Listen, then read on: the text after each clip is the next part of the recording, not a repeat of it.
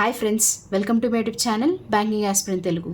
I hope all are you doing good and preparing well for the upcoming exams. So today video is about UBI LBO exam analysis. So exam లో ఏ section లో ఎలాంటి questions వచ్చాయి, overall గా exam level ఎలా ఉండేనో ఈ వీడియోలో చూసేద్దాం. And also నా ఓవరాల్ అటెంప్ట్స్ ఏంటి, సెక్షన్ వైజ్ అటెంప్ట్స్ ఏంటి అనేవి కూడా ఈ వీడియోలో చూసేద్దాం.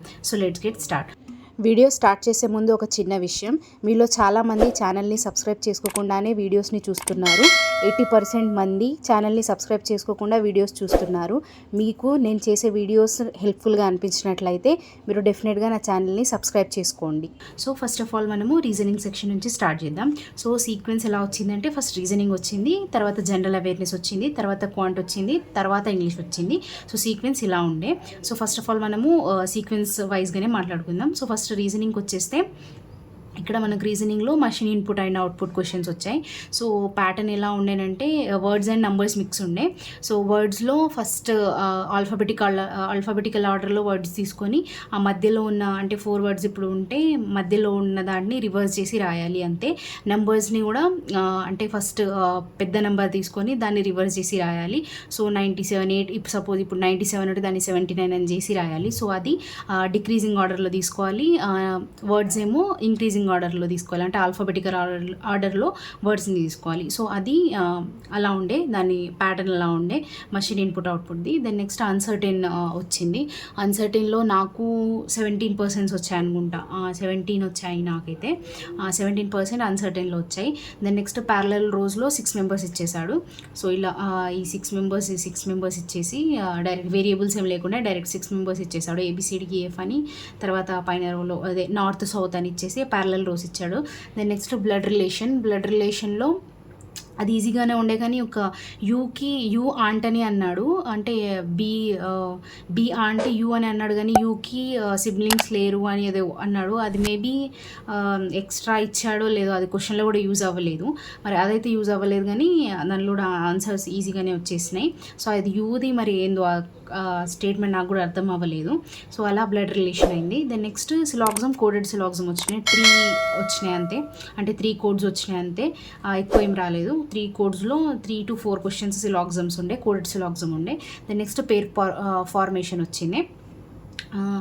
ఫార్మేషన్ వచ్చింది అంటే వర్డ్ ఇవ్వకుండా డైరెక్ట్ నెంబర్ ఇచ్చేసాడు ఫార్మేషన్లో. దెన్ నెక్స్ట్ మీనింగ్ఫుల్ వర్డ్లో నాకు ఒకదానికంటే ఎక్కువ వచ్చాయి అనుకుంటా, బీట్ ఒకటి, బీటా ఒకటి మేబీ అవి వచ్చాయి, 2 వర్డ్స్ ఏమో వచ్చాయి. సో మోర్ దెన్ 1 వచ్చింది మీనింగ్ఫుల్ వర్డ్లో. దెన్ నెక్స్ట్ ఒక నెంబర్ బేస్డ్, అంటే ఒక నెంబర్ ఇచ్చేసి దాంట్లో 2, 3, 5లో 2 యాడ్ చేయాలి, మిగతా నెంబర్లో 1 యాడ్ చేసి అలాంటిది ఒక క్వశ్చన్ అడిగాడు నెంబర్ బేస్. సో ఒకటి వర్డ్ ప్రాబ్లం ఉండే, దానికి కాన్స్టాంట్కి నెక్స్ట్ వర్డ్స్ రాయాలి, ఓవెల్స్కి ప్రీవియస్ వర్డ్స్ రాయాలి, అదొక వర్డ్ ప్రాబ్లం ఉండే. ఫ్లోర్ బేస్డ్ ఉండే, 8 ఫ్లోర్స్ ఉండే, అది కూడా ఈజీగానే ఉండే. సో ఇన్ఈక్వాలిటీస్, కోడెడ్ ఇన్ఈక్వాలిటీస్ ఉండే. దెన్ నెక్స్ట్ ఒక స్క్వేర్ బేస్డ్ పజిల్ కూడా ఉండే. సో ఇది రీజనింగ్. సో రీజనింగ్ లెవెల్ ఎలా ఉండేనంటే క్లర్క్ ప్రీ లెవెల్ అని చెప్పుకోవచ్చు. క్లర్క్ మెయిన్స్ లెవెల్ కూడా కాదు, క్లర్క్ ప్రీ లెవెల్. ఈజీగా వచ్చేసినాయి, అసలు వేరియబుల్స్ కూడా ఎక్కువ ఏం లేకుండే, ఈజీ ఉండే రీజనింగ్. సో నాకైతే చేసాక కూడా 20 minutes ఏమో మిగిలినాయి, అంత ఈజీ ఉండే. మీరు కూడా ఎగ్జామ్ ఇచ్చుంటే మీరు కూడా సేమ్ చేశాక ఖాళీకి కూర్చుండవచ్చు.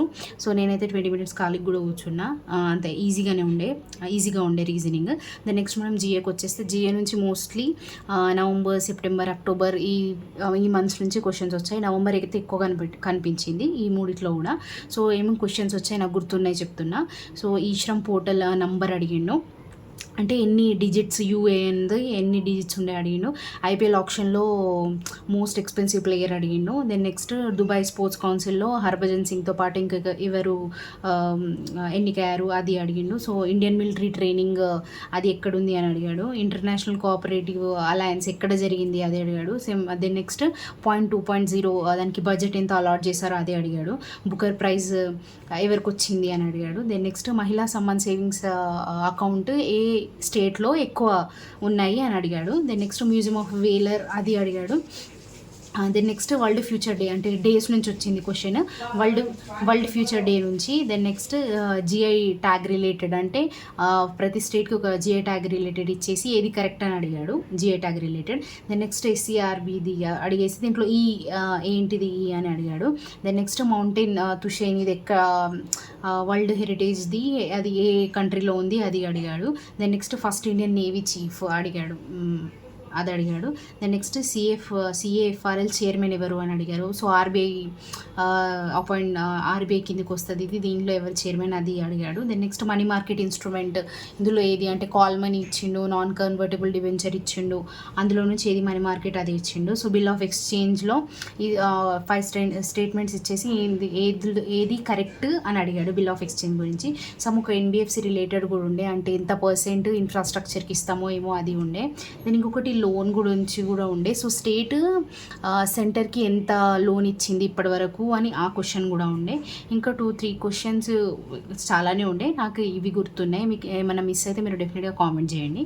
సో జిఏ చూసుకుంటే మోర్ ఆర్ లెస్ బాగానే ఉండే. సో నేను నవంబర్ చదివినా కానీ నవంబర్ నుంచి ఏమో క్వశ్చన్స్ నాకైతే ఎక్కువ అంటే నేను ఎక్కువ అటెంప్ట్ చేయలేదు, అంటే గుర్తు కూడా రాలేదు, కొన్ని చదవనివి కూడా వచ్చాయి.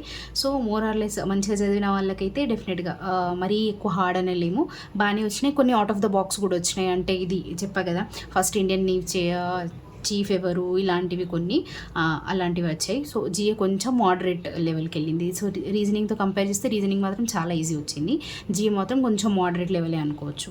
దెన్ నెక్స్ట్ మనం క్వాంట్కి వచ్చేస్తే క్వాంట్లో ఫస్ట్ మనకు మిస్సింగ్ నెంబర్ సిరీస్ వచ్చాయి.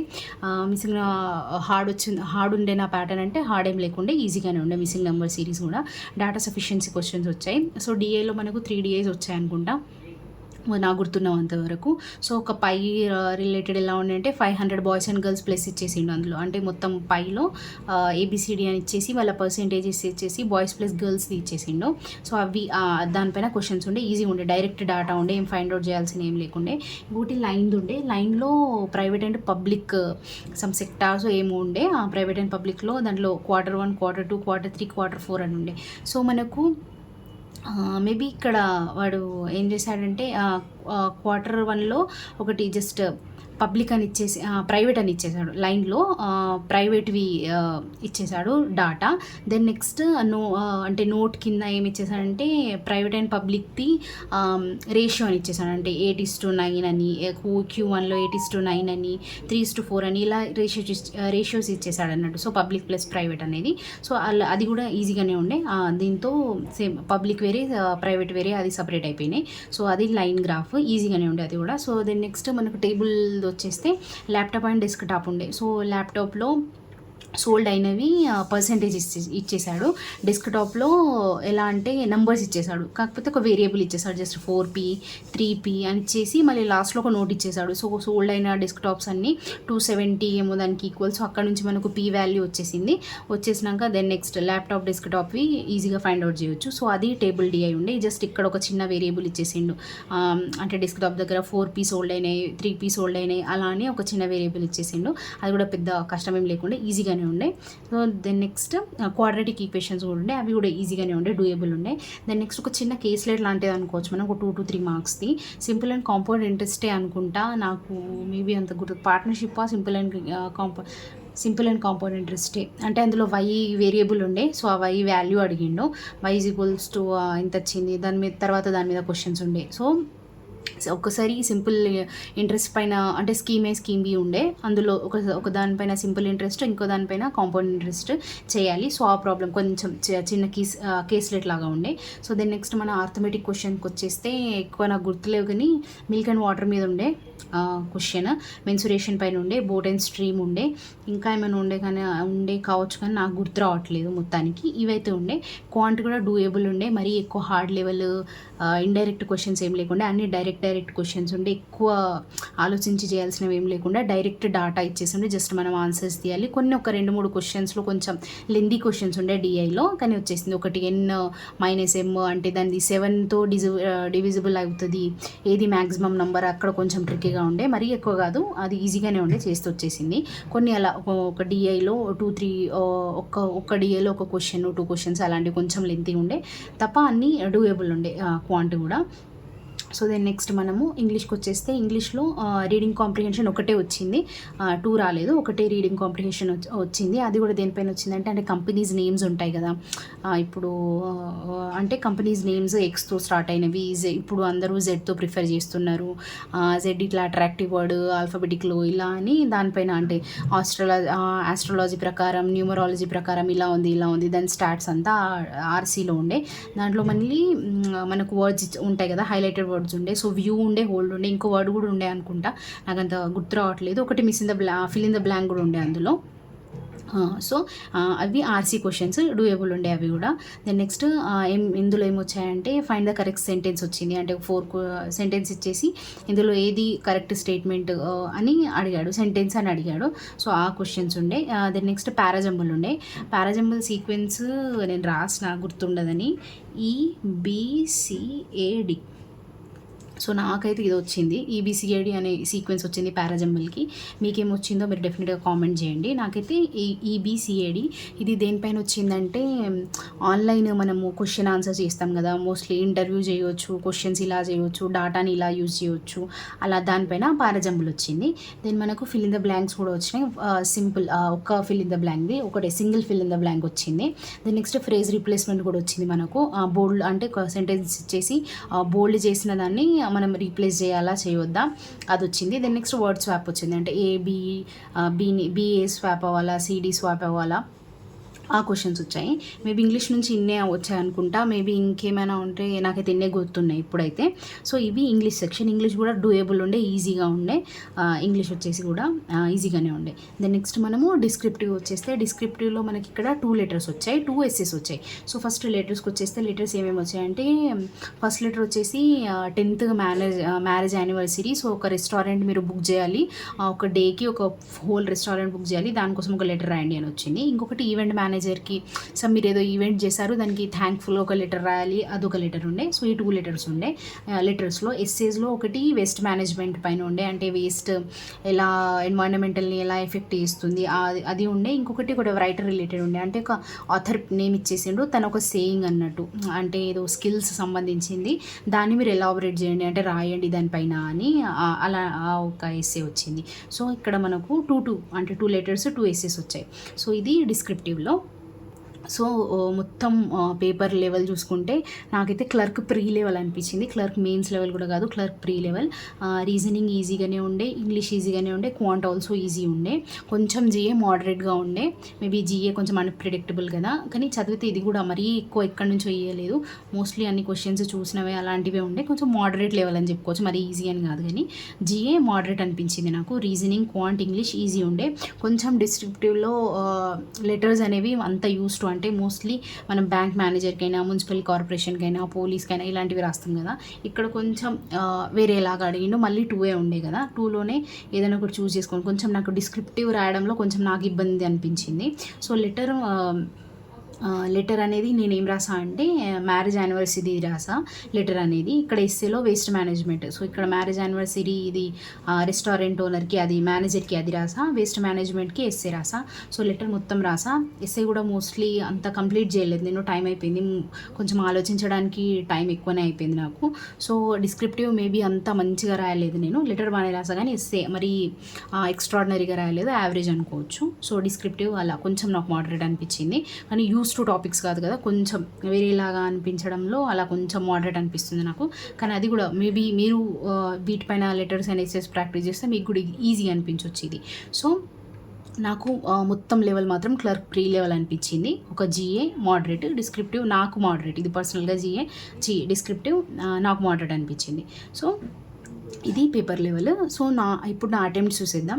సో ఫస్ట్ రీజనింగ్లో వచ్చేస్తే నా అటెంప్ట్స్ వచ్చేసి 45 రీజనింగ్లో, GAలో 17, క్వాంట్లో 33, ఇంగ్లీష్లో 33, సో ఇవి నా అటెంప్ట్స్. జిఏలో మోస్ట్లీ తెలిసినవి పెట్టా, ఒక 2-3 మేబీ కొంచెం చదివినట్టు అనిపిస్తే అవి పెట్టా, దాని తప్ప మళ్ళీ అది గెస్ వర్క్ అది ఏం చేయలేదు.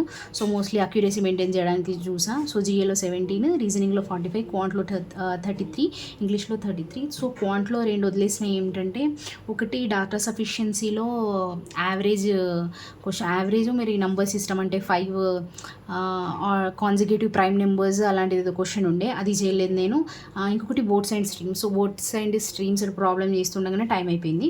సో అవి 2 వదిలేసిన నేను, అంటే చేయలేదు అవి 2 నేను. ఇంగ్లీష్లో ఒకటేమో అదే మీకు చెప్పా కదా, ఫైండ్ ద కరెక్ట్ స్టేట్మెంట్స్లో. సో అవి అందులో 2 అవి చేయలేదు ఇంగ్లీష్లో. సో ఇది సో ఇక్కడ 2 చేయలేదు, ఇక్కడ 2 చేయలేదు అలా. సో దెన్ ఆల్రెడీ చెప్పా కదా, డిస్క్రిప్టివ్లో marriage anniversary and waste management, ఇవి లెటర్లో మ్యారేజ్ యానివర్సరీ, ఎస్ఏలో వేస్ట్ మేనేజ్మెంట్ పైన రాసా. సో ఇది నా ఓవరాల్ ఎక్స్పీరియన్స్. పేపర్ మొత్తం లెవెల్ చూసుకుంటే సేమ్ మీకు కూడా అనిపించవచ్చు, మీరు ఇస్తే సేమ్ క్లర్క్ ప్రీ లెవెల్లో ఉండే పేపర్ అయితే, మరి ఎక్కువ ఏం లేకుండే, పిఓ ప్రీ లెవెల్లో కూడా లేకుండే, క్లర్క్ ప్రీ లెవెల్లో ఉండే పేపర్. సో నా ఓవరాల్ అటెంప్ట్స్ చూసుకుంటే 128. So 128 without descriptive. సో ఇవి నా అటెంప్ట్స్. మీకు మీ ఎగ్జామ్ అంటే ఇప్పుడు 5th డిసెంబర్లో 2 షిఫ్ట్స్ ఉన్నాయి కదా. సో నా ఎగ్జామ్ వచ్చేసి షిఫ్ట్ 1లో ఉండే.